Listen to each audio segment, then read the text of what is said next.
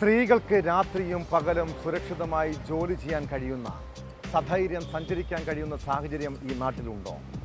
കേരളത്തിലെ സർക്കാർ സ്ഥാപനങ്ങളിലും സ്വകാര്യ കമ്പനികളിലും ഒട്ടേറെ സ്ത്രീകൾ നൈറ്റ് ഡ്യൂട്ടി ചെയ്യുന്നുണ്ട്. എന്നാൽ സ്വന്തം തൊഴിലെടുത്ത് പോലും അവർ ലൈംഗിക അതിക്രമത്തിന് ഇരകളാകുന്ന കാഴ്ച. കഴിഞ്ഞ ദിവസം വയനാട് സുഗന്ധഗിരി ഫോറസ്റ്റ് ഓഫീസിൽ നൈറ്റ് ഡ്യൂട്ടിക്കിടെ വനംവകുപ്പിലെ വനിതാ ഉദ്യോഗസ്ഥയ്ക്ക് നേരെ ഉണ്ടായ അതിക്രമം ഒറ്റപ്പെട്ട സംഭവമല്ല. Section forest officer Ratheesh Kumar ഓഫീസിൽ തനിച്ചായിരുന്ന വനിതാ ഉദ്യോഗസ്ഥയെ കയറി പിടിക്കാൻ ശ്രമിക്കുകയായിരുന്നു. അതിനുശേഷം അയാൾ ഫോണിലൂടെ തെറ്റേറ്റു പറയുന്നതും പരാതി നൽകാതിരിക്കാൻ ഉദ്യോഗസ്ഥയെ സമ്മർദ്ദം ചെലുത്തുന്നതുമായ ഓഡിയോ സംഭാഷണവും പുറത്തു വന്നിട്ടുണ്ട്. ആ ശബ്ദരേഖ ഉദ്യോഗസ്ഥന് കുരുക്കാകുമോ? ഇതോടൊപ്പം പോലീസിനെതിരായ ട്രാൻസ്ജെൻഡർ യുവതിയുടെ ആരോപണവും വിശദമായി പരിശോധിക്കുകയാണ് പോലീസ് പട്രോൾ. സ്വാഗതം.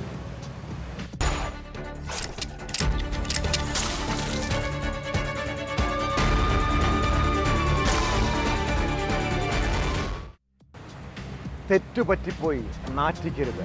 ഞാൻ റൂമിലേക്ക് വന്നതാണ് പ്രശ്നമായത്. കാലു പിടിക്കാം. രാത്രി ഉറങ്ങാൻ പോലും സാധിക്കുന്നില്ല.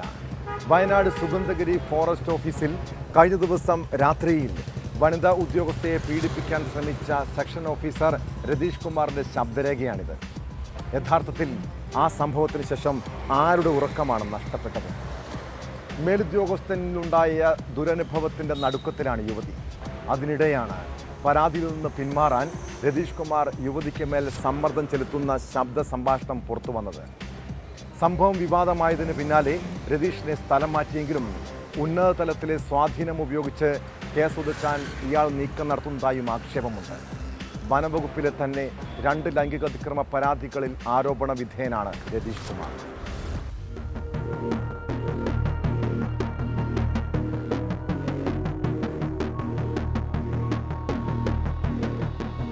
പരാതി പിൻവലിക്കണമെന്നാവശ്യപ്പെട്ട് സെക്ഷൻ ഓഫീസർ രതീഷ് കുമാർ പരാതിക്കാരിയുമായി നടത്തിയ ഫോൺ സംഭാഷണത്തിന്റെ ശബ്ദരേഖയാണ് പുറത്തു വന്നത്. തനിക്ക് തെറ്റുപറ്റിയെന്നും നാറ്റിക്കരുതെന്നും രതീഷ് കുമാർ പറയുന്നത് ഈ ശബ്ദരേഖയിലുണ്ട്. കാലു പിടിക്കാമെന്നും കേസിന് പോകാതിരുന്നാൽ എന്തും ചെയ്യാൻ തയ്യാറാണെന്നും രതീഷ് പറയുന്നു. ഇതുവരെ പെരുമാറി ഇപ്പൊ എനിക്ക് നിന്റെ മുഖത്ത് നോക്കാൻ കഴിയുന്നില്ല. ഞാനുണ്ടല്ലോ ഇത് ഒന്നും ശ്രമിക്കും, എന്താണെന്ന് വെച്ചാൽ ചെയ്യാം. ഞാൻ അല്ലാതെ പോയി കഴിഞ്ഞാൽ അതിന് ഈ ഒരു വിഷയമായിട്ട് വന്നു കഴിഞ്ഞാൽ വേറെ അവിടെ പോയാൽ അതേ രീതി തന്നെയല്ലേ. അതിൻ്റെ കാല് പിടിക്കാം. എന്താണെന്ന് വെച്ചാൽ നീ പറഞ്ഞു. നമ്മൾ രണ്ടിലാണ് വെച്ച് തീർക്കും. ഈ രാവിലെ തൊട്ട് ഞാൻ അതല്ല പറഞ്ഞു, ഒന്നും ഇറങ്ങിയിട്ടില്ല. ഞാനിനി എന്താണ് ചെയ്യേണ്ടതെന്ന് പറയാനും രതീഷ് വനിതാ ഓഫീസറോട് പറയുന്നുണ്ട്. എനിക്ക് നിന്റെ മുഖത്ത് നോക്കാൻ സാധിക്കുന്നില്ല. വേറെ ഒരിടത്തേക്ക് മാറിയാലും അത് തനിക്ക് പ്രശ്നമാണെന്നും രതീഷ് കുമാർ പറയുന്നു. രാത്രി ഉറങ്ങാൻ സാധിച്ചിട്ടില്ലെന്നും ഇയാൾ വനിതാ ഓഫീസറോട് പറയുന്നതായി ശബ്ദരേഖയിലുണ്ട്. അതേസമയം തനിക്കുണ്ടായ മാനസിക പ്രശ്നത്തെക്കുറിച്ചും ഇത്തരമൊരു കാര്യം സാറിൽ നിന്നും ഒരിക്കലും പ്രതീക്ഷിച്ചില്ലെന്നും വനിതാ BFO മറുപടി നൽകുന്നു. ഞാൻ പ്രതീക്ഷിച്ചില്ല. ഞാൻ അത്രയും ഫ്രീ ആയിട്ടാണ് ഞാൻ സാറോട് ഇടപെടിക്കൊണ്ടിരുന്നത്. ഞാനവിടെ വന്ന് ഇരുന്നില്ല. അതിലാണ് എനിക്ക് പറ്റിപ്പോയത്. അവിടെ വന്ന് വരരുതായിരുന്നു, ആ റീല് കാണാൻ നിൽക്കരുതായിരുന്നു. എനിക്ക് അങ്ങനെയല്ല. ഞാൻ അത്രയും ഫ്രീ ആയിട്ടാണ് ഞാൻ എല്ലാവരോടും. മാനസികമായിട്ട് എനിക്ക് അത്രയും വിഷമമുണ്ട്. എനിക്ക് സെപ്റ്റംബർ 1 കേസിനാസ്പദമായ സംഭവം.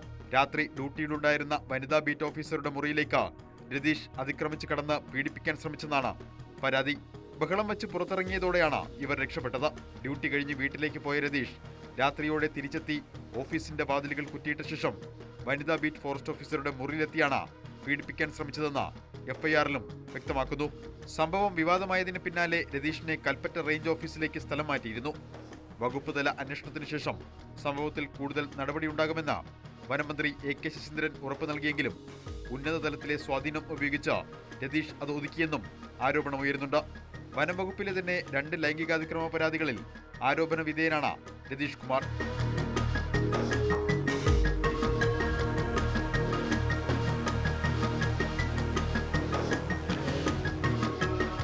ന്യൂസ് 18 വയനാട്. കാക്കിയിട്ട ക്രിമിനലുകൾ മാത്രമല്ല, ഞരമ്പ് രോഗികളായ പോലീസുകാരും സേനയ്ക്ക് നാണക്കേടാണ്. നിയമസംരക്ഷണം തേടിയെത്തുന്നവർ പോലും വേട്ടയാടപ്പെടുന്ന സാഹചര്യം. പോലീസിൽ നിന്നും ജയിൽ വകുപ്പ് ഉദ്യോഗസ്ഥരിൽ നിന്നും ഫോണിലൂടെ അശ്ലീല സന്ദേശങ്ങൾ ലഭിക്കുന്നതായി ട്രാൻസ്ജെൻഡർ യുവതിയാണ് ആരോപണം ഉന്നയിച്ചിരിക്കുന്നത്. കൊല്ലം സ്വദേശി ഇഷയാണ് മുഖ്യമന്ത്രിക്കും DGPക്കും പരാതി നൽകിയത്. തൻ്റെ ഫോണിലേക്ക് സ്വകാര്യ ഭാഗങ്ങളുടെ ഫോട്ടോ ഉൾപ്പെടെ അയച്ചെന്നും പരാതിയിൽ പറയുന്നു. കൊട്ടാരക്കര കോടതിയിലെ മജിസ്ട്രേറ്റിനെതിരെയും സമാന ആരോപണം ഇവർ ഉന്നയിക്കുന്നുണ്ട്.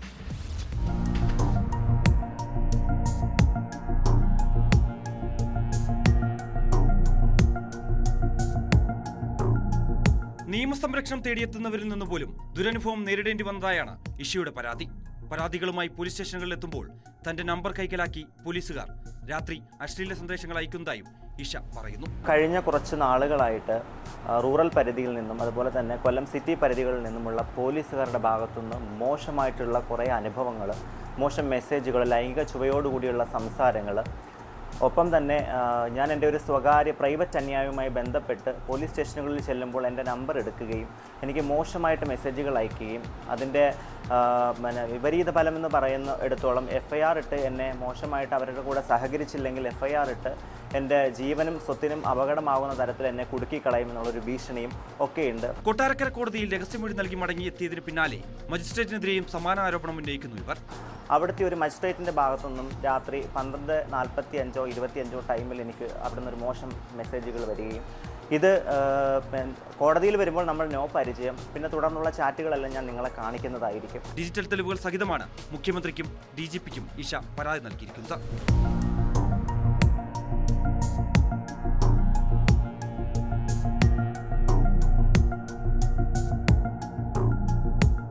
ന്യൂസ് 18 കൊട്ടാരക്കര. കേരള പോലീസിലെ ജോർജ് സാറുമാരെ കുറിച്ചുള്ള കുറേ കഥകൾ ഈ സമീപ ദിവസങ്ങളിൽ നമ്മൾ കേൾക്കുന്നുണ്ട്. വൈക്കത്തെ ഒരു ജോർജ് സാറിൻ്റെ ക്രൂരതയാണ് ഏറ്റവും ഒടുവിൽ പുറത്തു വന്നത്. വൈക്കം സ്റ്റേഷനിലെ ASI ജോർജ് അസഭ്യം വിളിക്കുകയും ക്രൂരമായി തല്ലിച്ചതയ്ക്കുകയും ചെയ്തെന്ന പരാതിയുമായി രംഗത്തെത്തിയത് ഫോട്ടോഗ്രാഫറായ യുവാവാണ്. പോലീസുകാരുടെ വിവാഹം ഷൂട്ട് ചെയ്ത ആലപ്പുഴ തൈക്കാട്ടുശ്ശേരി സ്വദേശി മുകേഷിനെ സ്റ്റേഷനിൽ വെച്ച് ക്രൂരമായി തല്ലിച്ചതച്ചത് വീഡിയോ ചിത്രീകരിച്ചതിൻ്റെ മുഴുവൻ പണവും ആവശ്യപ്പെട്ടതിനാണ്. വീഡിയോ നൽകുന്നില്ലെന്ന CPO അനന്തകൃഷ്ണൻ്റെ പരാതിയിലാണ് മുകേഷിന് മർദ്ദനമേറ്റത്. മർദ്ദനത്തിന് മുൻപ് ഭീഷണി മുഴക്കിക്കൊണ്ട് അനന്തകൃഷ്ണൻ മുകേഷിനയച്ച ശബ്ദ സന്ദേശവും പുറത്തുവന്നു. നീ ഇതുവരെ 1 വർഷം കഴിഞ്ഞു, കല്യാണം കഴിഞ്ഞിട്ട് 1 വർഷം കഴിഞ്ഞിട്ടും ഇത് തരാനുള്ള ഒരു മനസ്സ് നീ കാണിച്ചിട്ടില്ല. ഈ എഡിറ്റിംഗ് ഇതൊന്നും എന്നെ സമ്മതിക്കുന്ന കാര്യമല്ല. ഒന്നാമത്തെ കാര്യം, നീ ഇനി ഇത് വൈകി കഴിഞ്ഞാൽ അടുത്ത മാസം കഴിഞ്ഞാൽ കളി മാറും. ഉള്ള കാര്യം ഞാൻ പറഞ്ഞേക്കാം. ഇപ്പം ഞാൻ മര്യാദയൊക്കെ പറഞ്ഞു. ഞാൻ അടങ്ങിയിരിക്കുന്നതിൻ്റെ മെയിൻ കാരണം ഞാൻ ഇവിടെ പാലക്കാടാണ്. ഇവിടെ സാറന്മാരുടെ കീഴിൽ പ്രാക്ടീസ് ചെയ്തുകൊണ്ടിരിക്കുകയാണ്. എനിക്ക് അടുത്ത മാസം കഴിഞ്ഞാൽ എനിക്കൊന്നും നോക്കാനില്ല. നീ ഓർത്തോ? ഇപ്പോൾ കേട്ടത് CPO അനന്തകൃഷ്ണൻ വീഡിയോഗ്രാഫർ മുകേഷിന് അയച്ച ഭീഷണി ശബ്ദ സന്ദേശമാണ്. ക്യാമ്പിൽ പരിശീലനം പൂർത്തിയാക്കുന്ന താൻ ഡ്യൂട്ടിയിൽ പ്രവേശിക്കുന്നതോടെ മുകേഷിനെ കൈകാര്യം ചെയ്യുന്ന രീതി മറ്റൊന്നായിരിക്കുമെന്ന് ഓഡിയോയിൽ നിന്ന് വ്യക്തം. ജൂലൈ 27 അനന്തകൃഷ്ണന്റെ പരാതിയുടെ അടിസ്ഥാനത്തിൽ വൈക്കം പോലീസ് സ്റ്റേഷനിൽ മുകേഷ് എത്തുന്നു. പിന്നീടുണ്ടായത് ആ യുവാവ് തന്നെ പറയട്ടെ. 28 രൂപ എനിക്ക് കിട്ടാനുണ്ട്.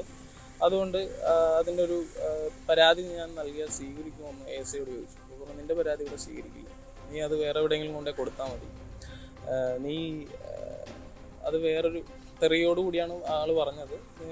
അവിടെ പോയി ജോർജ് എന്ന് പറഞ്ഞ ദിവസം അതെ അവിടെ പോയി പറഞ്ഞാൽ മതി. അപ്പം ഞാൻ പറഞ്ഞു സാർ എന്താ ഇങ്ങനെ സംസാരിക്കണം, മര്യാദക്ക് സംസാരിക്കണം.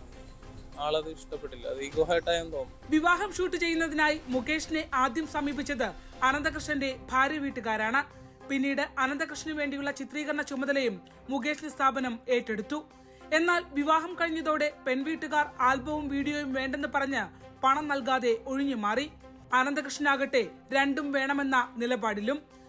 ആൽബം നൽകിയെങ്കിലും 2 കൂട്ടരും നൽകാനുള്ള പണം നൽകാതെ വീഡിയോ തരില്ലെന്ന നിലപാടിൽ മുകേഷ് ഉറച്ചു നിന്നതോടെയായിരുന്നു പോലീസ് ഭീഷണിയും മർദ്ദനവും. കഴുത്തിന് കുത്തിക്കറി പിടിച്ചു, എന്നിട്ട് കോളറിൽ വലിച്ച് ചെയറിന്റെ ഇടക്കാട്ടിട്ട് വലിച്ചെറിയുമായിരുന്നു. മുതുകത്തിടിക്കാൻ വേണ്ടി കുനിച്ചു നിർത്തിയപ്പോൾ മുഖത്ത് പാടുകളൊന്നും വരരുതെന്ന് പറയാനുണ്ട്. അത് മുഖത്തിട്ടടിക്കരുതെന്ന് പറയും. അങ്ങനെ വലിച്ചെറിയുകയാണ്. എന്നിട്ട് കഴുത്തിന് കയറി പിടിക്കുകയാണ്. അമ്മക്ക് വിളിക്കുകയാണ്. തെറിയാണ്, മൊത്തം തെറിയാണ്. 32,000 രൂപ നൽകാനുള്ളടുത്ത് വെറും 4,000 രൂപയ്ക്ക് കല്യാണ വീഡിയോ നൽകണമെന്ന് നിർബന്ധപൂർവ്വം വൈക്കം പോലീസ് എഴുതി വാങ്ങിയപ്പോൾ തനിക്ക് കിട്ടാനുള്ള തുകയെ സംബന്ധിച്ച പരാതി സ്വീകരിക്കണമെന്ന് മുകേഷ് ആവശ്യപ്പെട്ടു. ഇതോടെ ASI ജോർജ് അസഭ്യം വിളിച്ചു. അത് ചോദ്യം ചെയ്തതോടെ ക്രൂരമായി മർദ്ദിക്കുകയായിരുന്നുവെന്ന് മുകേഷ് പറയുന്നു. നെഞ്ചിലും വയറ്റിലും അടക്കം ക്രൂരമായി മർദ്ദിക്കുമ്പോൾ അനന്തകൃഷ്ണനും സ്റ്റേഷനിൽ ഉണ്ടായിരുന്നു. മർദ്ദനശേഷം സ്റ്റേഷൻ വിട്ട മുകേഷ് വൈക്കം താലൂക്ക് ആശുപത്രിയിൽ ചികിത്സ തേടുകയായിരുന്നു. ECGയിൽ ഉൾപ്പെടെ വ്യതിയാനമുണ്ടെന്നും പോലീസ് മർദ്ദനത്തെ തുടർന്നാണ് ചികിത്സ തേടിയതെന്നും രേഖകളിൽ നിന്ന് വ്യക്തം.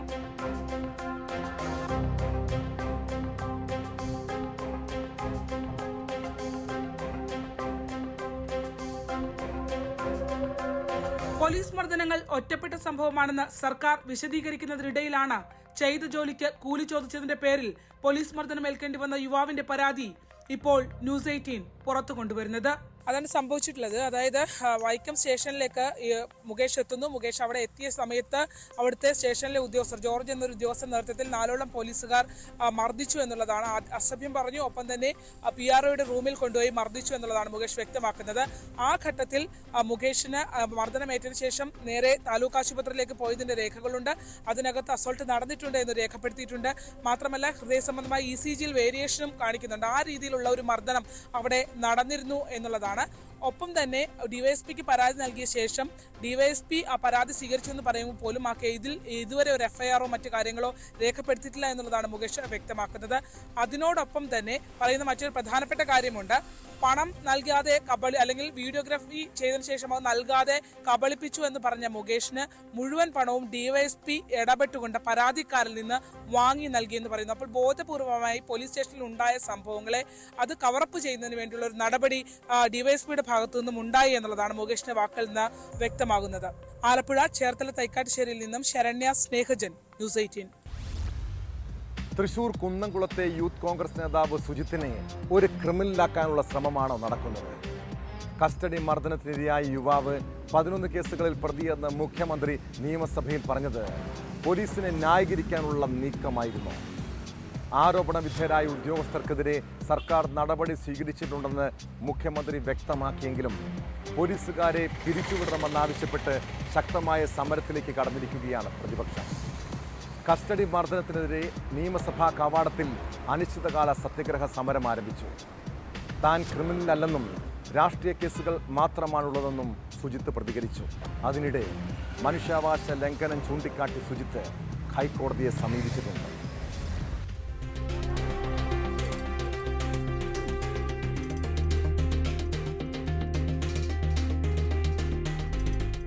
മനുഷ്യാവകാശ ലംഘനം ചൂണ്ടിക്കാട്ടിയാണ് സുജിത്ത് ഹൈക്കോടതിയിൽ പൊതു താൽപര്യ ഹർജി നൽകിയത്. ഹർജി പരിഗണിച്ച ഹൈക്കോടതി പോലീസ് സ്റ്റേഷനുകളിൽ CCTV പ്രവർത്തിക്കുന്നുണ്ടോ എന്ന് അറിയിക്കണമെന്ന് സർക്കാരിനോട് നിർദ്ദേശിച്ചു. മനുഷ്യാവകാശ കോടതികളുടെ നടപടിക്രമങ്ങൾ സംബന്ധിച്ചും റിപ്പോർട്ട് നൽകണം. 3 ആഴ്ചയ്ക്കകം റിപ്പോർട്ട് നൽകാനാണ് ഡിവിഷൻ ബെഞ്ചിന്റെ നിർദ്ദേശം. യൂത്ത് കോൺഗ്രസ് ചൊവ്വന്നൂർ മണ്ഡലം പ്രസിഡന്റായ സുജിത്തിനെ 2023 ഏപ്രിൽ 5-നാണ് പോലീസ് മർദ്ദിച്ചത്. മർദ്ദന ദൃശ്യങ്ങൾ പുറത്തു വന്നിരുന്നു. SI നുഹ്മാൻ, CPOമാരായ ശശീന്ദ്രൻ, സന്ദീപ്, സജീവൻ എന്നിവരാണ് സുജിത്തിനെ മർദ്ദിച്ചത്. കസ്റ്റഡി മർദ്ദനത്തിൽ ആലപ്പുഴ ഡിവൈഎസ്പി മധുബാബുവിനെതിരെ കേസെടുക്കണമെന്നാവശ്യപ്പെട്ട് പത്തനംതിട്ടയിലെ മുൻ SFI നേതാവ് നൽകിയ ഹർജിയിൽ മറുപടി അറിയിക്കാനും സർക്കാരിന് കോടതി നിർദ്ദേശം നൽകി. SFI പത്തനംതിട്ട ജില്ലാ മുൻ പ്രസിഡന്റ് K ജയകൃഷ്ണനാണ് ഹൈക്കോടതിയെ സമീപിച്ചിരിക്കുന്നത്. 2012-13 SFI ജില്ലാ പ്രസിഡന്റായിരുന്ന സമയത്ത് അന്ന് കോന്നി CA ആയിരുന്ന മധുബാബു കസ്റ്റഡിയിലെടുത്ത് ക്രൂരമായി മർദ്ദിച്ചുവെന്നാണ് ഹർജിയിൽ പറയുന്നത്. മധുബാബുവിനും കോന്നി SI ആയിരുന്ന K ഗോപകുമാറിനുമെതിരെ കേസ് എടുക്കണമെന്നാണ് ഹർജിയിലെ ആവശ്യം.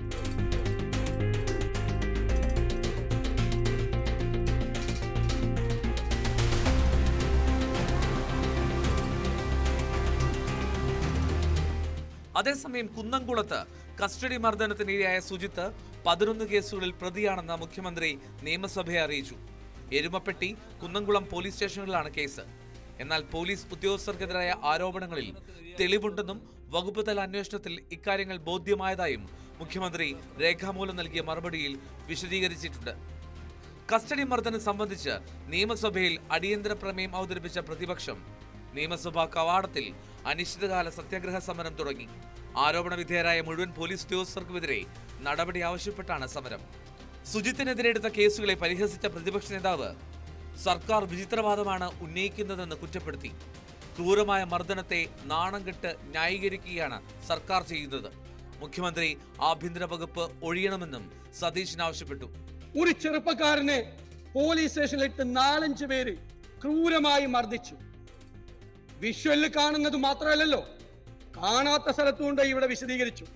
കാണാത്ത സ്ഥലത്ത് കൊണ്ടുപോയി ക്രൂരമായി മർദ്ദിച്ചു. ഇതിനെ ന്യായീകരിക്കാൻ പറ്റുമോ ആർക്കെങ്കിലും? അതിനെയാണോ ന്യായീകരിക്കുന്നത്? നിസ്സാരമായ കാരണത്തിൽ കൊണ്ടുപോയാണ്. ഒരു കൊലപാതകിയല്ല, ഒരു തീവ്രവാദിയല്ല, പോലീസിനെ കയ്യേറ്റം ചെയ്തിട്ടില്ല. മദ്യപിച്ചു എന്ന് കള്ളക്കേസുണ്ടാക്കി, പരിശോധിച്ചപ്പോൾ മദ്യപിച്ചിട്ടില്ല എന്ന് പറഞ്ഞു. ഒരു കുഞ്ഞിനെയല്ലേ നിങ്ങൾ, വല്ലോന്റെ മക്കളല്ലേ, എന്നിട്ട് അതിനെ വന്ന് ന്യായീകരിക്കുകയാണ് നിങ്ങൾ. കോൺഗ്രസ് ഭരിക്കുമ്പോഴൊക്കെ കമ്മ്യൂണിസ്റ്റുകാരെ ക്രൂരമായി വേട്ടയാടിയിരുന്നുവെന്ന് മുഖ്യമന്ത്രി പറഞ്ഞു. കുറുവടിപ്പടയും പോലീസും ചേർന്നാണ് കമ്മ്യൂണിസ്റ്റുകാരെ തിരഞ്ഞുപോയി പീഡിപ്പിച്ചിരുന്നത്. പോലീസ് അതിക്രമങ്ങൾക്കെതിരെ കർക്കശ നടപടി എന്നതാണ് ഇടതുനയം. 2016 മുതൽ 2024 ജൂൺ വരെ കുറ്റക്കാരായ 108 പോലീസുകാരെ സർവീസിൽ നിന്ന് പിരിച്ചുവിട്ടു. 2024 ഒക്ടോബർ മുതൽ 2025 സെപ്റ്റംബർ വരെ 36 പോലീസുകാരെയും പിരിച്ചുവിട്ടതായി മുഖ്യമന്ത്രി പറഞ്ഞു. ബഹുമാനപ്പെട്ട പ്രതിപക്ഷ നേതാവിനുണ്ടായ സംശയം, ഞങ്ങള് ഈ കുറ്റം ചെയ്താൽ ആ കുറ്റം ചെയ്തവർക്കെതിരെ നടപടി സ്വീകരിക്കുന്നുണ്ടോ എന്നുള്ളതാണ്. സർ, അവിടെയാണ് വ്യത്യാസം. നമ്മുടെ പോലീസിൽ ആരെങ്കിലും കുറ്റം ചെയ്തതായി കണ്ടാൽ ഞങ്ങൾ അവരെ സംരക്ഷിക്കുന്നില്ല. അതാണ് ഞങ്ങളുടെ സമീപനം. വിവിധ ബ്യൂറോകൾക്കൊപ്പം ന്യൂസ് ഡെസ്ക്, ന്യൂസ് 18. നമ്മുടെ നാട്ടിൽ പോലീസ് അതിക്രമങ്ങൾ ഒറ്റപ്പെട്ടതെന്നാണ് സർക്കാർ പറയുന്നത്. എന്നാൽ ഇങ്ങനെ സംസ്ഥാനത്തെ ഓരോ സ്റ്റേഷനുകളിൽ നിന്നും ഒറ്റപ്പെട്ട നിരവധി സംഭവങ്ങൾ പുറത്തു വരുന്നുണ്ട്. തൃശൂർ പീച്ചി കസ്റ്റഡി മർദ്ദന കേസ് നിയമസഭയിൽ ചർച്ചയായതിന് പിന്നാലെ SHO PM രതീഷിനെ സസ്പെൻഡ് ചെയ്തു. ദക്ഷിണമേഖല IG-യാണ് സസ്പെൻഷൻ ഉത്തരവ് പുറപ്പെടുവിച്ചത്. ഹോട്ടൽ ഉടമയായ ഔസേപ്പിനെയും മകനെയും ഡ്രൈവറെയും അന്ന് പീച്ചി സ്റ്റേഷനിൽ SI ആയിരുന്ന രതീഷ് മർദ്ദിച്ചെന്ന പരാതിയിലാണ് നടപടി. നിലവിൽ കടവന്ത്ര SHO ആയ രതീഷിനെതിരെ ആഭ്യന്തര അന്വേഷണ റിപ്പോർട്ടിൻ്റെ അടിസ്ഥാനത്തിൽ തുടർ നടപടി ഉണ്ടാകും.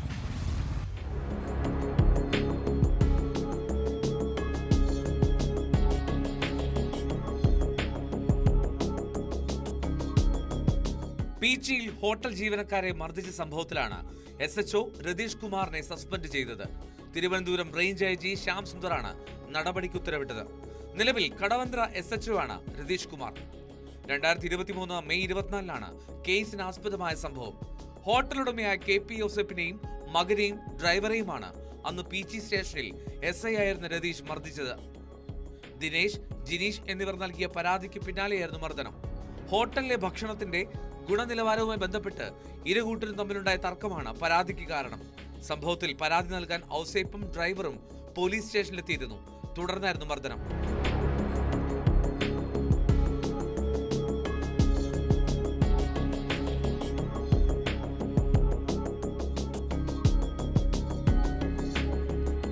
സംഭവത്തിൽ നേരത്തെ തന്നെ രതീഷിനെതിരെ പരാതികൾ ഉയർന്നെങ്കിലും യാതൊരു നടപടിയും എടുത്തിരുന്നില്ല.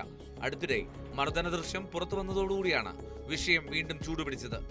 മർദ്ദന ദൃശ്യത്തിനു വേണ്ടി വിവരാവകാശ നിയമപ്രകാരമുള്ള അപേക്ഷകൾ പലയിടത്തും നൽകിയെങ്കിലും ആദ്യം ലഭിച്ചിരുന്നില്ല. ഒടുവിൽ വിവരാവകാശ കമ്മീഷന് അപ്പീൽ നൽകുകയും ഹൈക്കോടതിയെ സമീപിക്കാൻ ഒരുങ്ങുകയും ചെയ്തതോടുകൂടിയാണ് ദൃശ്യങ്ങൾ നൽകിയത്. ഇതിനിടെ വൻ തുക ആവശ്യപ്പെട്ട് കേസ് ഒത്തുതീർക്കാൻ ശ്രമമുണ്ടായതായും ഔസേപ്പ് ആരോപിച്ചിരുന്നു.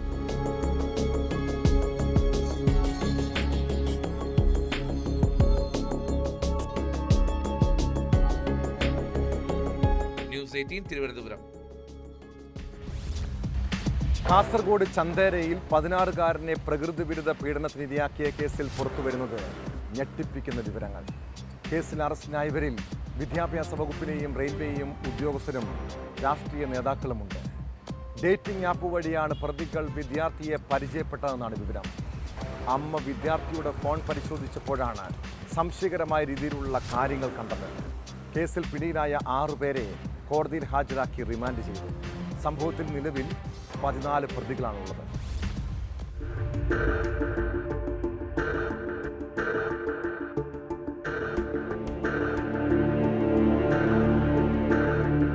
ബേക്കൽ ഉപജില്ലാ വിദ്യാഭ്യാസ വകുപ്പ് ഓഫീസർ KV സൈനുദ്ദീൻ, RPF ഉദ്യോഗസ്ഥൻ ചിത്രരാജ്, പടന്നക്കാട്ടെ റംസാൻ, കൊടക്കാട് സ്വദേശി സുകേഷ്, റഹീസ്, അഫ്സൽ എന്നിവരെയാണ് കഴിഞ്ഞ ദിവസം അറസ്റ്റ് ചെയ്തത്.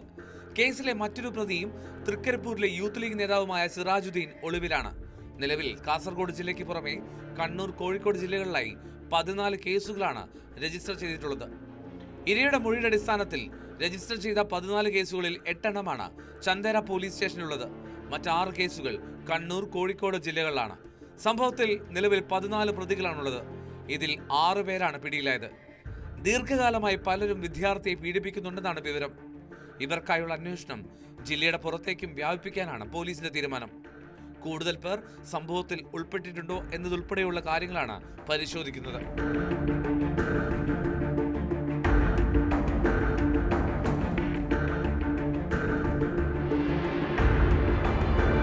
പീഡനം നടന്നത് വ്യത്യസ്ത സ്ഥലങ്ങളിലായതിനാലാണ് അതത് പോലീസ് സ്റ്റേഷനുകളിലേക്ക് കേസ് കൈമാറ്റം ചെയ്തത്.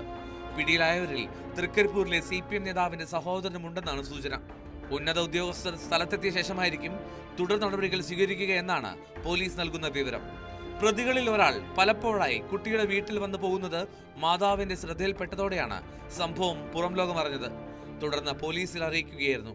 പിന്നാലെ ചൈൽഡ് ലൈൻ പ്രവർത്തകർ കുട്ടിയോട് സംസാരിച്ചപ്പോഴാണ് പീഡനത്തിന്റെ ഞെട്ടിക്കുന്ന വിവരങ്ങൾ പുറത്തു വന്നത്. പ്രതികളിൽ പലരും ഗേ ഡേറ്റിംഗ് ആപ്പിലൂടെ കുട്ടിയെ പരിചയപ്പെട്ടവരാണ്.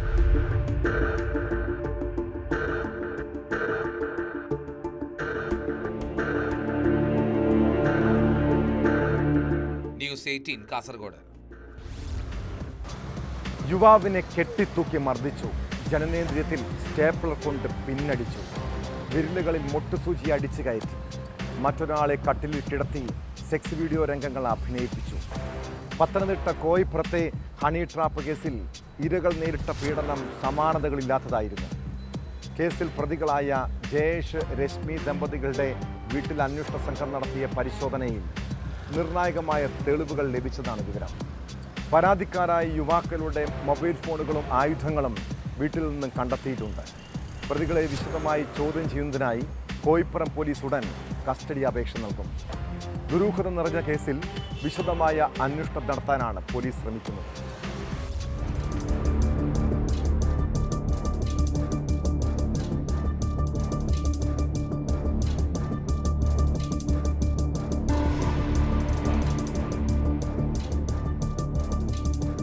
ആലപ്പുഴ സ്വദേശിയായ യുവാവിനെ മർദ്ദിച്ച സംഭവത്തിൽ വീണ്ടും മൊഴിയെടുക്കാനായി കോയിപ്പുറം പോലീസ് വിളിപ്പിച്ചിരുന്നു.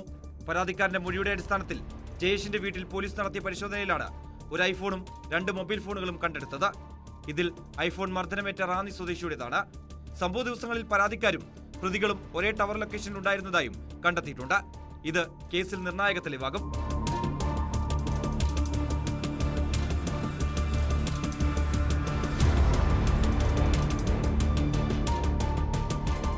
കണ്ടെടുത്ത മൊബൈൽ ഫോണുകളിൽ നിന്നുള്ള ദൃശ്യങ്ങളാണ് പോലീസ് പ്രധാനമായി പരിശോധിക്കുന്നത്. രശ്മിയുടെ ഫോണിൽ നിന്നും നേരത്തെ നിർണായക ദൃശ്യങ്ങൾ പോലീസിന് ലഭിച്ചിരുന്നു. ഇതിൽ പ്രതികളെ ക്രൂരമായി മർദ്ദിക്കുന്ന ദൃശ്യങ്ങളുമുണ്ട്. എന്നാൽ പ്രതിയായ ജയേഷിന്റെ ഫോണിൽ നിന്നും ദൃശ്യങ്ങൾ വീണ്ടെടുക്കാൻ പോലീസിന് ഇതുവരെയും കഴിഞ്ഞിട്ടില്ല. രഹസ്യ ഫോൾഡറിലാണ് ജയേഷ് ദൃശ്യങ്ങൾ ഫോണിൽ സൂക്ഷിച്ചിട്ടുള്ളത്. സൈബർ സെല്ലിന്റെ സഹായത്തോടുകൂടി ഇത് വീണ്ടെടുക്കാനുള്ള ശ്രമത്തിലാണ് പോലീസ്. ഇത് കിട്ടിയെങ്കിൽ മാത്രമേ മറ്റാരെങ്കിലും സമാനമായ രീതിയിൽ കേസിൽ ഉൾപ്പെട്ടിട്ടുണ്ടോ എന്ന് പോലീസിന് കണ്ടെത്താൻ കഴിയുകയുള്ളൂ. യുവാക്കളെ മർദ്ദിച്ച സംഭവത്തിൽ ആഭിചാരം, ഹണി ട്രാപ്പ്, അവിഹിതം എന്നിവയുമായി ബന്ധപ്പെട്ട മൊഴികളാണ് പ്രതികൾ നൽകിയിട്ടുള്ളത്. ഇതിൽ വ്യക്തത വരുത്തുകയെന്നത് പോലീസിനെ സംബന്ധിച്ച് വെല്ലുവിളിയാണ്. തിരുവല്ല ഡിവൈഎസ്പിയുടെ നേതൃത്വത്തിലാണ് അന്വേഷണം നടക്കുന്നത്. പ്രതികൾക്കായുള്ള കസ്റ്റഡി അപേക്ഷ കോയിപ്പുറം പോലീസ് വരും ദിവസങ്ങളിൽ കോടതിയിൽ സമർപ്പിക്കും.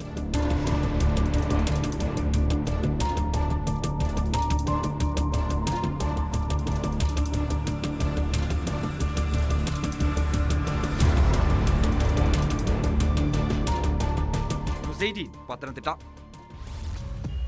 ജന്മം നൽകിയ അച്ഛനെ മടിയിലിരുത്തി കയ്യിൽ ധരിച്ചിരുന്ന സ്റ്റീൽ വള കൊണ്ട് തലയിലടിക്കുന്ന യുവാവ്. അച്ഛനെ ആക്രമിക്കുന്ന ദൃശ്യങ്ങൾ ഫോണിൽ പകർത്തുന്ന ഇരട്ട സഹോദരൻ. ആലപ്പുഴ ചേർത്തലയിൽ നിന്ന് പുറത്തു വന്ന ഈ കാഴ്ച മനസാക്ഷിയെ മരവിപ്പിക്കുന്നതായിരുന്നു. 3 ആഴ്ച മുൻപ് മദ്യലഹരിയിൽ ഇരട്ടകളായ മക്കൾ മർദ്ദിച്ചതിനെ തുടർന്ന് ഗുരുതരമായി പരിക്കേറ്റ പിതാവ് മരിച്ചു. ചേർത്തല സ്വദേശി ചന്ദ്രശേഖരൻ നായർ ആശുപത്രിയിൽ ചികിത്സയിലിരിക്കെയാണ് മരിച്ചത്. പിതാവിനെ മർദ്ദിക്കുകയും ദൃശ്യങ്ങൾ ഫോണിൽ പകർത്തുകയും ചെയ്ത മക്കളായ അഖിൽ ചന്ദ്രൻ, നിഖിൽ ചന്ദ്രൻ എന്നിവർ റിമാൻഡിലാണ്.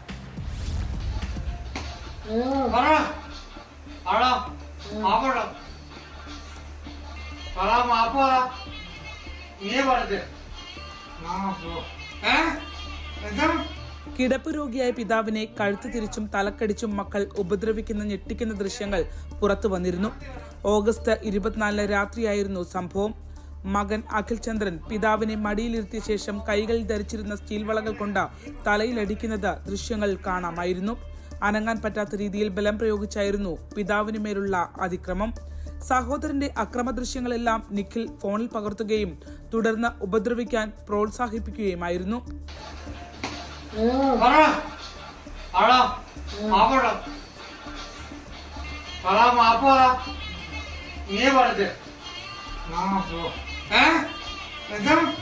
മർദ്ദനമേറ്റ് അവശനായ ചന്ദ്രശേഖരൻ നായരെ മൂത്ത മകൻ പ്രവീണാണ് ചേർത്തലയിലെ സ്വകാര്യ സ്വാതന്ത്ര്യ പരിചരണ കേന്ദ്രത്തിലേക്ക് മാറ്റിയത്. ചന്ദ്രശേഖരൻ നായരുടെ മരണത്തിൽ പോലീസ് അസ്വാഭാവിക മരണത്തിന് കേസെടുത്തു.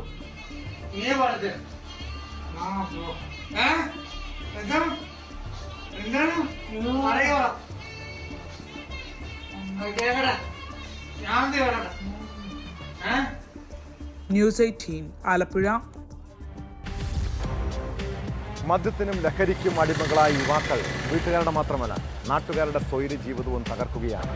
ഒടുവിൽ പോലീസിന് നേരെ പോലും അതിക്രമം കാട്ടുന്നവരുണ്ട്.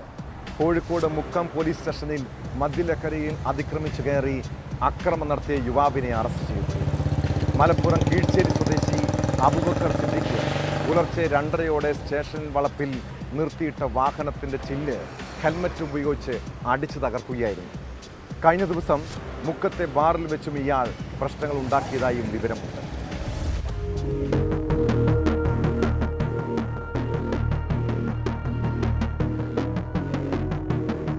പുലർച്ചെ 2:30 മലപ്പുറം കീഴ്ശ്ശേരി തൃപ്പനച്ചി സ്വദേശി അബൂബക്കർ സിദ്ദീഖ് മുക്കം പോലീസ് സ്റ്റേഷനിൽ അതിക്രമിച്ചു കയറിയത്. കരിങ്കല്ലുമായി എത്തി ഭീഷണി മുഴക്കിയ ഇയാളെ പോലീസ് സംയമനം പാലിച്ച് ശാന്തനാക്കി മടക്കി അയച്ചു. എന്നാൽ വീണ്ടും എത്തിയ ഇയാൾ സ്റ്റേഷന് മുന്നിൽ നിർത്തിയിട്ടിരുന്ന പോലീസ് വാഹനത്തിന്റെ ചില്ല് കയ്യിലുണ്ടായിരുന്ന ഹെൽമറ്റ് ഉപയോഗിച്ച് അടിച്ചു തകർക്കുകയായിരുന്നു. ഇതോടെ അബൂബക്കർ സിദ്ദീഖിനെ പോലീസ് അറസ്റ്റ് ചെയ്തു. വാഹനത്തിന് 5000 രൂപയുടെ നഷ്ടമുള്ളതായാണ് വിലയിരുത്തൽ.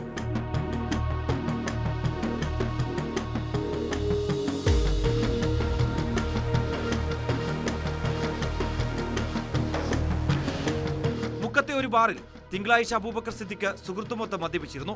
പുറത്തിറങ്ങിയപ്പോൾ ഇയാളുടെ ബൈക്കിന്റെ താക്കോൽ കൊടുക്കാത്തതിനെ ചൊല്ലി മറ്റൊരു സുഹൃത്തുമായി ചെറിയ തർക്കമുണ്ടായി. മദ്യലഹരിയിലായതിനാലാണ് ഇയാൾക്ക് സുഹൃത്ത് ബൈക്കിന്റെ താക്കോൽ കൊടുക്കാതിരുന്നത്. തുടർന്ന് അബൂബക്കർ സിദ്ദീഖ് മുക്കം പോലീസ് സ്റ്റേഷനിലെത്തി പരാതി നൽകി.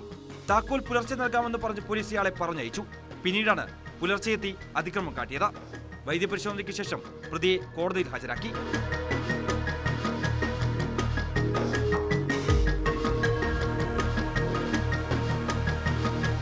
ന്യൂസ് 18 മുക്കം. വേടനെ ക്രിമിനലായി മുദ്രകുത്താൻ ഗൂഢാലോചന നടക്കുന്നു. അയാൾക്കെതിരെ ഉയർന്നു വരുന്ന കേസുകൾക്ക് പിന്നിൽ സ്ഥിരം കുറ്റവാളിയായി മുദ്രകുത്താനുള്ള ശ്രമമാണ്. ഹിരൺദാസ് മുരളി എന്ന റാപ്പർ വേടന്റെ കുടുംബം മുഖ്യമന്ത്രിക്കും പോലീസ് നൽകിയ പരാതിയാണിത്. കുടുംബത്തിൻ്റെ പരാതിയിൽ പോലീസ് അന്വേഷണം തുടങ്ങിയിട്ടുണ്ട്. തൃക്കാക്കര ACPക്കാണ് അന്വേഷണ ചുമതല. ഈ സംഘം തന്നെയാണ് വേടനെതിരെ രജിസ്റ്റർ ചെയ്ത യുവ ഡോക്ടറുടെ ബലാത്സംഗ പരാതിയും അന്വേഷിക്കുന്നത്.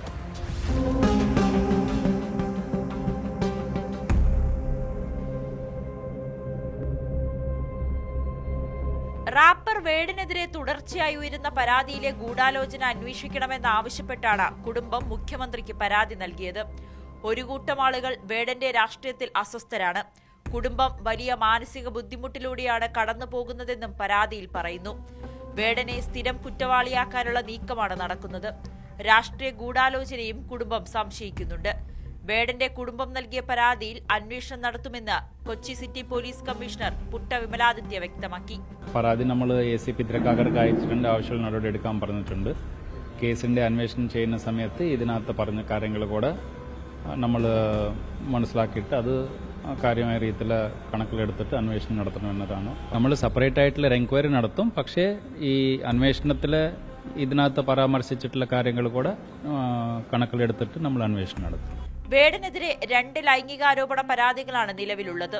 വിവാഹ വാഗ്ദാനം നൽകി 5 തവണ പീഡിപ്പിച്ചു എന്ന യുവ ഡോക്ടറുടെ പരാതിയിൽ തൃക്കാക്കര പോലീസ് വേടനെ 2 ദിവസം ചോദ്യം ചെയ്ത ശേഷം അറസ്റ്റ് രേഖപ്പെടുത്തി ജാമ്യത്തിൽ വിട്ടിരുന്നു. പ്രതിക്കെതിരെ ഡിജിറ്റൽ തെളിവുകളടക്കമുണ്ടെന്നാണ് അന്വേഷണ സംഘം വ്യക്തമാക്കുന്നത്. ഗവേഷക വിദ്യാർത്ഥി നൽകിയ ലൈംഗിക പീഡന പരാതിയിൽ എറണാകുളം സെൻട്രൽ പോലീസും വേടനെ ചോദ്യം ചെയ്തിരുന്നു. പരാതിക്കാരിയുടെ മൊഴി രേഖപ്പെടുത്തിയ ശേഷം വേടനെ വീണ്ടും ചോദ്യം ചെയ്യാൻ വിളിപ്പിക്കാനാണ് അന്വേഷണ സംഘത്തിന്റെ തീരുമാനം. 2 കേസുകളിലും വേടന് ഹൈക്കോടതി മുൻകൂർ ജാമ്യവും അനുവദിച്ചിരുന്നു. ആരോപണങ്ങൾക്കിടെ പത്തനംതിട്ട കോന്നിയിൽ നടന്ന സംഗീത പരിപാടിയിൽ വേടൻ പങ്കെടുക്കുകയുണ്ടായി. താൻ എവിടെയും പോയിട്ടില്ലെന്നായിരുന്നു പരിപാടിക്കിടെ വേടൻ നടത്തിയ പ്രതികരണം. കേസുകൾ അവസാനിച്ച ശേഷം കൂടുതൽ കാര്യങ്ങൾ പറയാനുണ്ടെന്നും വേടൻ വ്യക്തമാക്കിയിരുന്നു.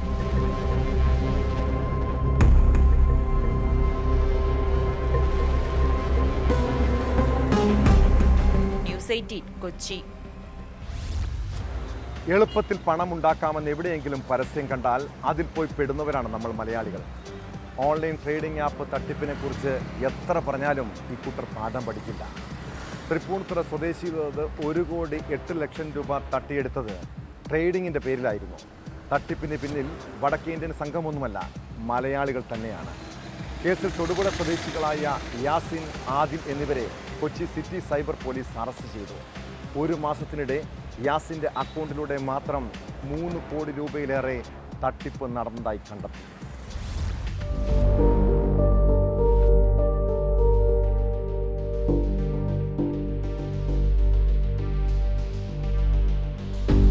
ട്രേഡിംഗ് ആപ്പ് വഴി ഉയർന്ന ലാഭം വാഗ്ദാനം ചെയ്ത് തൃപ്പൂണിത്തുറ സ്വദേശിയിൽ നിന്നും 1,08,00,000 രൂപയാണ് പ്രതികൾ തട്ടിയെടുത്തത്. 1 മാസമായി കൊച്ചി സിറ്റി സൈബർ പോലീസ് നടത്തിയ അന്വേഷണത്തിനൊടുവിലാണ് 2 പേർ അറസ്റ്റിലായത്. തൊടുപുഴ വണ്ണപുരം സ്വദേശികളായ യാസിൻ, ആദിൽ എന്നിവരെയാണ് ഹിൽ പാലസ് പോലീസ് പിടികൂടിയത്. പ്രതികളുടെ ബാങ്ക് സ്റ്റേറ്റ്മെന്റുകൾ പരിശോധിച്ചപ്പോഴാണ് തട്ടിപ്പിന്റെ വ്യാപ്തി പോലീസിന് വ്യക്തമായത്. 1 മാസം കൊണ്ട് യാസിന്റെ അക്കൗണ്ടിലൂടെ മാത്രം 3 കോടി രൂപയാണ് ഇടപാടുകൾ നടന്നത്.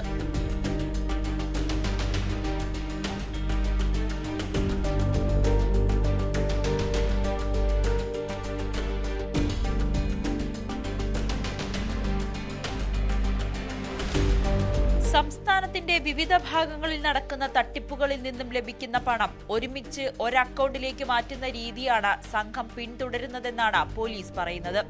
ചെറിയ കമ്മീഷൻ നൽകി മറ്റുള്ളവരുടെ പേരിൽ അക്കൗണ്ടുകൾ എടുത്ത് തട്ടിപ്പിനായി ഉപയോഗിക്കും. നിരവധി പേർക്ക് സമാനമായ രീതിയിൽ പണം നഷ്ടപ്പെട്ടിട്ടുണ്ടെന്നും ഇവരുടെ വിവരങ്ങൾ ശേഖരിച്ചു വരികയാണെന്നും പോലീസ് കമ്മീഷണർ വ്യക്തമാക്കി. തട്ടിപ്പിന് വിദേശ ബന്ധമുണ്ടോ എന്നും അന്വേഷിക്കുന്നുണ്ട്. വിദേശത്തുള്ള യാസിന്റെ സഹോദരനായും അന്വേഷണം നടക്കുന്നുണ്ട്. കേസുമായി ബന്ധപ്പെട്ട് കൂടുതൽ അറസ്റ്റുകൾ ഉണ്ടാകുമെന്നും പോലീസ് അറിയിച്ചു.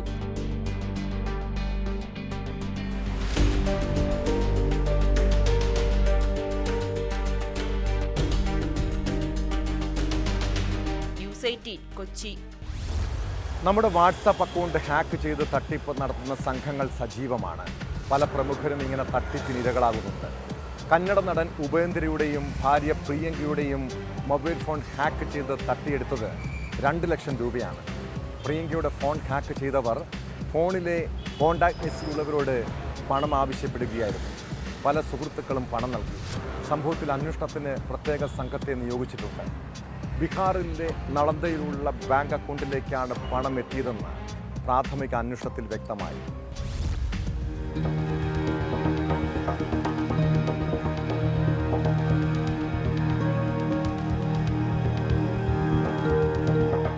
ഭാര്യയുടെയും തൻ്റെയും ഫോൺ ഹാക്ക് ചെയ്യപ്പെട്ടതായി കന്നഡ നടനും സംവിധായകനുമായ ഉപേന്ദ്ര തന്നെയാണ് അറിയിച്ചത്. കോൺടാക്റ്റിലുള്ളവരോട് ഹാക്കർമാർ പണം ആവശ്യപ്പെട്ട് സന്ദേശം അയക്കുകയായിരുന്നു. ഓൺലൈനിൽ ഓർഡർ ചെയ്ത സാധനത്തിൻ്റെ ഡെലിവറിയുടെ മറവിലാണ് ഹാക്കിംഗ് നടന്നത്. ഓർഡർ ഡെലിവറി ചെയ്യാൻ കഴിയുന്നില്ലെന്നും ചിഹ്നങ്ങൾ അടങ്ങിയ ഒരു നമ്പർ ഡയൽ ചെയ്യണമെന്നും ആവശ്യപ്പെട്ട് ഭാര്യ പ്രിയങ്കയ്ക്ക് കോൾ വന്നിരുന്നു. ആദ്യം പ്രിയങ്കയും പിന്നീട് ഉപേന്ദ്രയും അവരവരുടെ ഫോണുകളിൽ നിന്ന് ഈ നമ്പറിലേക്ക് വിളിക്കാൻ ശ്രമിച്ചു. ഇതിന് പിന്നാലെയാണ് ഫോണുകൾ ഹാക്ക് ചെയ്യപ്പെട്ടത്. പിന്നാലെ അത്യാവശ്യമായി 55,000 രൂപ അയക്കണമെന്നാവശ്യപ്പെട്ട് പ്രിയങ്കയുടെ വാട്സപ്പിൽ നിന്ന് സന്ദേശം പോയി. ഇത് കണ്ട് ഇവരുടെ മകനടക്കം പലരും പണം അയക്കുകയായിരുന്നു. 2 ലക്ഷത്തിലധികം രൂപ തട്ടിയെടുത്തതായി വ്യക്തമായിട്ടുണ്ട്. ഹാക്ക് ചെയ്യപ്പെട്ട വിവരം അറിയിച്ചുകൊണ്ട് ഉപേന്ദ്രയും അഭിനേത്രി കൂടിയായ ഭാര്യ പ്രിയങ്കയും വീഡിയോ സന്ദേശം പങ്കുവച്ചിരുന്നു. പണം ആവശ്യപ്പെട്ടുകൊണ്ടുള്ള സന്ദേശങ്ങൾക്ക് മറുപടി നൽകരുതെന്നും ഇരുവരും മുന്നറിയിപ്പ് നൽകി. സംഭവത്തിൽ അന്വേഷണത്തിന് പോലീസ് പ്രത്യേക സംഘത്തെ നിയോഗിച്ചു. ബീഹാറിലെ നളന്ദയിലുള്ള ബാങ്ക് അക്കൗണ്ടിലേക്കാണ് പണം എത്തിയതെന്ന് പ്രാഥമിക അന്വേഷണത്തിൽ കണ്ടെത്തി. വികാസ് കുമാർ എന്നയാളുടെ പേരിലാണ് അക്കൗണ്ട്. അന്വേഷണത്തിന്റെ ഭാഗമായി 4 അക്കൗണ്ടുകൾ മരവിപ്പിച്ചു.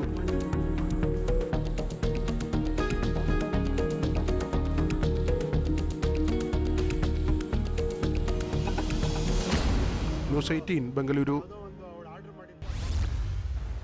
നാട്ടുകാർക്കും വീട്ടുകാർക്കും ഏറെ പ്രിയപ്പെട്ടവൾ കാസർഗോഡ് ബന്ദടുക്കയിലെ ബാലസംഘം പ്രസിഡന്റ്. സമൂഹ മാധ്യമങ്ങളിലും സജീവ സാന്നിധ്യം. 10ാം ക്ലാസ് വിദ്യാർത്ഥിനി ദേവികയുടെ മരണം ഒരു നാടിന് മുഴുവൻ കണ്ണീരിലാഴ്ത്തിയിരിക്കുന്നു. എന്തിനായിരിക്കും ആ പെൺകുട്ടി ആത്മഹത്യ ചെയ്തത്? അവളെ എന്തെങ്കിലും പ്രശ്നങ്ങൾ അലട്ടിയിരുന്നോ? കഴിഞ്ഞ രാത്രിയാണ് Kundamkuzhi government higher secondary school വിദ്യാർത്ഥിനിയായ ദേവികയെ കിടപ്പുമുറിയിൽ തൂങ്ങി മരിച്ച നിലയിൽ കണ്ടെത്തിയത്. സംഭവത്തിൽ ബേഡകം പോലീസ് അസ്വാഭാവിക മരണത്തിന് കേസെടുത്ത് അന്വേഷണം തുടങ്ങി.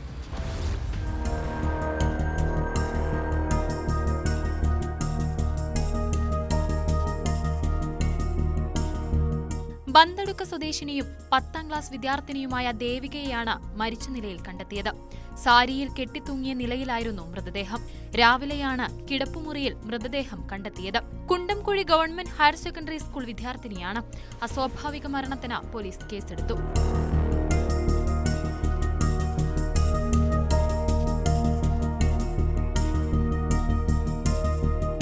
സംഭവത്തിൽ ബേഡകം പോലീസ് വിശദമായ അന്വേഷണം നടത്തുന്നുണ്ട്. ദേവികയുടെ പിതാവ് നേരത്തെ മരിച്ചിരുന്നു. പോസ്റ്റ്മോർട്ടത്തിന് ശേഷം മൃതദേഹം ബന്ധുക്കൾക്ക് കൈമാറും. Balasangham Bandadukka village പ്രസിഡന്റായിരുന്നു Devika.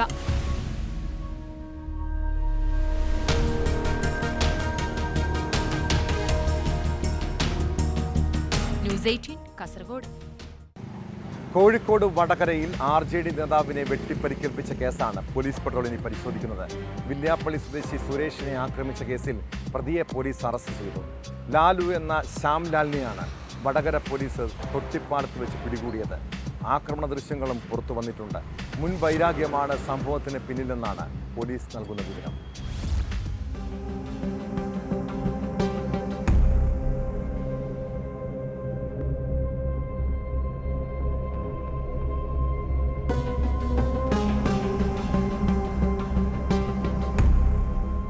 RJD Villiappally panchayat secretary Manakkal Thazhekkuni MDK സുരേഷിനാണ് വെട്ടേറ്റത്. തിങ്കളാഴ്ച വൈകിട്ട് 6 മണിയോടെയാണ് സംഭവം. വില്യാപ്പള്ളി കുളത്തൂർ റോഡിൽ സുരേഷ് സുഹൃത്തുക്കളുമായി സംസാരിച്ചു നിൽക്കുമ്പോഴാണ് ആക്രമണമുണ്ടായത്. അടിച്ച് പരിക്കേൽപ്പിച്ചതിന് ശേഷം വാൾ കൊണ്ട് വെട്ടുകയായിരുന്നു. കൈകൾക്കും ദേഹത്തുമാണ് പരിക്കേറ്റത്. അക്രമത്തിന്റെ ദൃശ്യങ്ങളും പുറത്തുവന്നു.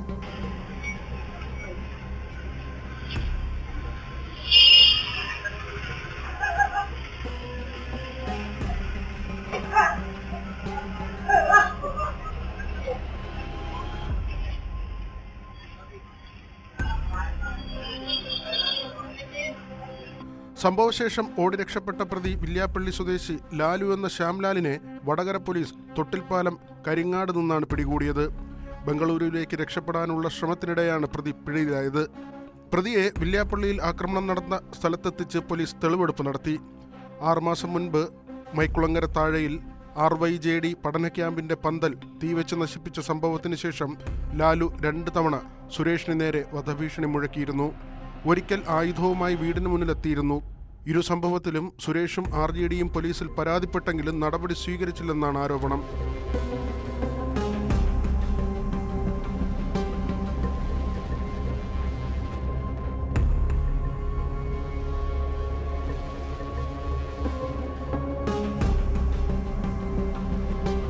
ന്യൂസ് 18 കോഴിക്കോട്. ലഹരി സംഘങ്ങൾ പലയിടത്തും ഒളിഞ്ഞിരിക്കുന്നുണ്ട്. ഇടപാടുകൾ നടത്താൻ അവർ പല രീതികളും പരീക്ഷിക്കാം. പാലക്കാട് ഒറ്റപ്പാലത്ത് പടക്ക വിപണിയുടെ മറവിലായിരുന്നു ലഹരി കച്ചവടം. കേസിൽ 6 യുവാക്കളെ പോലീസ് അറസ്റ്റ് ചെയ്തു. ജില്ലാ ലഹരി വിരുദ്ധ സ്ക്വാഡിൻ്റെയും ഒറ്റപ്പാലം പോലീസിൻ്റെയും നേതൃത്വത്തിലായിരുന്നു പരിശോധന. അനുമതിയില്ലാതെ 20ഓളം പെട്ടികളിലായി സൂക്ഷിച്ച പടക്ക ശേഖരവും പിടികൂടിയിട്ടുണ്ട്.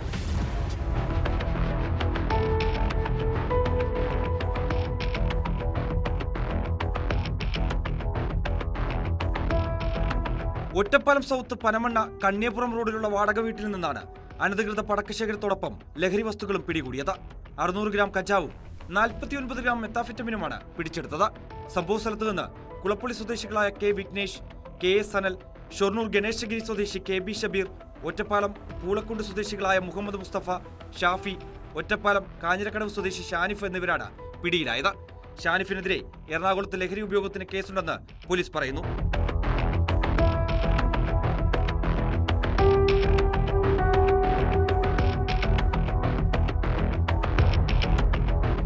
പാലക്കാട് ജില്ലാ പോലീസ് മേധാവിയുടെയും ഷൊർണൂർ ഡിവൈഎസ്പി ആർ മനോജ് കുമാറിന്റെയും നാർക്കോട്ടിക് ഡിവൈഎസ്പി മനോജ് കുമാറിന്റെയും നിർദ്ദേശപ്രകാരമാണ് ഒറ്റപ്പാലം പോലീസ് പരിശോധന നടത്തിയത്. വീടിന്റെ മുകളിലെ നിലയിൽ 20ഓളം പെട്ടികളിലായി സൂക്ഷിച്ചിരുന്ന പടക്കശേഖരവും പിടികൂടി. അനുമതിയില്ലാതെ വിൽപ്പന നടത്താൻ വേണ്ടി കരുതിയിരുന്ന പടക്കശേഖരമാണിതെന്ന് പോലീസ് പറഞ്ഞു. അതേസമയം അനധികൃതമായി പടക്കം സൂക്ഷിച്ച വ്യക്തികളുമായി കേരള ഫയർവർക്സ് ഡീലേഴ്സ് അസോസിയേഷന് ബന്ധമില്ലെന്ന് ഭാരവാഹികൾ വ്യക്തമാക്കി. അനധികൃത പടക്ക കച്ചവടത്തിന്റെ മറവിൽ ലഹരിമരുന്ന് വിൽപ്പന പിടികൂടിയ സാഹചര്യത്തിൽ കാര്യക്ഷമമായ പരിശോധനയും നടപടിയും വേണമെന്നും സംസ്ഥാന ട്രഷറർ വി ഉണ്ണികൃഷ്ണൻ വാർത്താസമ്മേളനത്തിൽ ആവശ്യപ്പെട്ടു. അനധികൃതമായിട്ട് പടക്കം വിൽക്കുന്നവരെ പിടികൂടണമെന്നുള്ള അഭ്യർത്ഥന ഞങ്ങൾ ഇതിനു മുമ്പ് അധികാരികളുടെ മുന്നിൽ വച്ചിട്ടുള്ളതാണ്. ഇപ്പൊ ഇത് വ്യാപകമായിട്ട് എല്ലാ ജില്ലകളിലും നടന്നുകൊണ്ടിരിക്കുന്ന ഒരു പ്രക്രിയയാണ്. ഓൺലൈൻ ബിസിനസ് വഴിയും മറ്റുള്ള പള്ളികളിലും അമ്പലങ്ങളിലും വിശേഷ ദിവസങ്ങളിലും ശുപാർശയിൽ നിന്ന് ലൈസൻസ് ഇല്ലാതെ അനധികൃതമായിട്ട് പടക്കങ്ങൾ കടത്തിക്കൊണ്ടുവരുന്നുണ്ട്. അതിന്റെ മറവിലാണ് ഇപ്പോൾ ഈ ലഹരി വിരുദ്ധ മരുന്നുകളും ഇവർ കൊണ്ടുവന്ന് ഇവിടെ കച്ചവടം ചെയ്യുന്നത്. ഇത് ഈ വ്യാപാരിയായിട്ടും ഈ വ്യക്തിയായിട്ടും ഞങ്ങളുടെ ഫയർവർക്സ് ഡീലേഴ്സ് അസോസിയേഷൻ എന്ന സംഘടനയ്ക്ക് ഒരു ബന്ധവുമില്ലെന്ന് ഞങ്ങൾ ഇപ്പോൾ ഇവിടെ നിങ്ങളുടെ മുമ്പിൽ പറയുകയാണ്.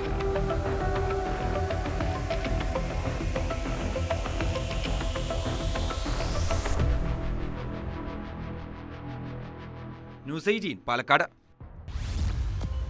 കുറ്റകൃത്യങ്ങളുടെ മറ്റു ചില വാർത്തകൾ ചുരുക്കത്തിൽ. ബ്ലോക്ക് പഞ്ചായത്ത് ഓഫീസിനുള്ളിൽ വെച്ച് മുൻ ജനപ്രതിനിധിയായ വനിതയെ അസഭ്യം പറഞ്ഞെന്ന പരാതിയിൽ Parassala block panchayat president Ben ഡാർവിനെതിരെ കേസ്. കോടതി നിർദ്ദേശപ്രകാരമാണ് പോലീസ് എഫ്ഐആർ രജിസ്റ്റർ ചെയ്തത്. തിരുവനന്തപുരത്ത് ക്രിമിനൽ കേസുകളിലെ പ്രതിയെ കാപ്പ ചുമത്തി നാട് കടത്തി. ജഗതി സ്വദേശി ഷാരു എന്ന ശരത്തിനെയാണ് 6 മാസത്തേക്ക് തിരുവനന്തപുരം നഗരത്തിൽ പ്രവേശിക്കുന്നതിൽ നിന്നും വിലക്കിയത്. കൊല്ലത്ത് കന്യാസ്ത്രീ ആത്മഹത്യ ചെയ്ത നിലയിൽ.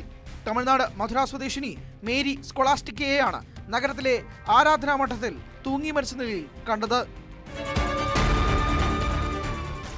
പാലക്കാട് കൽപ്പാത്തിയിൽ വെടിയുണ്ടകളുമായി സഹോദരങ്ങളടക്കം 4 പേർ അറസ്റ്റിൽ. ഒറ്റപ്പാലം ചുനങ്ങാട് സ്വദേശികളായ രാമൻകുട്ടി, ഉമേഷ്, മണ്ണാർക്കാട് സ്വദേശികളായ റാസിഖ്, അനീഷ് എന്നിവരെയാണ് ടൗൺ നോർത്ത് പോലീസ് പിടികൂടിയത്. മൃഗവേട്ടയ്ക്ക് വേണ്ടി വെടിയുണ്ടകൾ വാങ്ങിയെന്നാണ് പ്രതികളുടെ മൊഴി. നിരവധി കേസുകളിൽ പ്രതിയായ പാലക്കാട് തിരുമിറ്റക്കോട് സ്വദേശി ജുബൈർ, കൂട്ടാളി, ആറങ്ങോട്ടുകര സ്വദേശി രാജേഷ് എന്നിവർ ചാലിശ്ശേരി പോലീസിന്റെ പിടിയിൽ.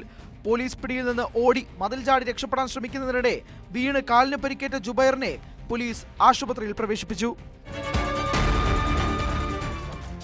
ഫേസ്ബുക്കിൽ ഫ്രണ്ട് റിക്വസ്റ്റ് അയക്കും, പിന്നീട് ചാറ്റിങ്ങിലൂടെ സൗഹൃദം, ഒടുവിൽ പ്രണയക്കെണി.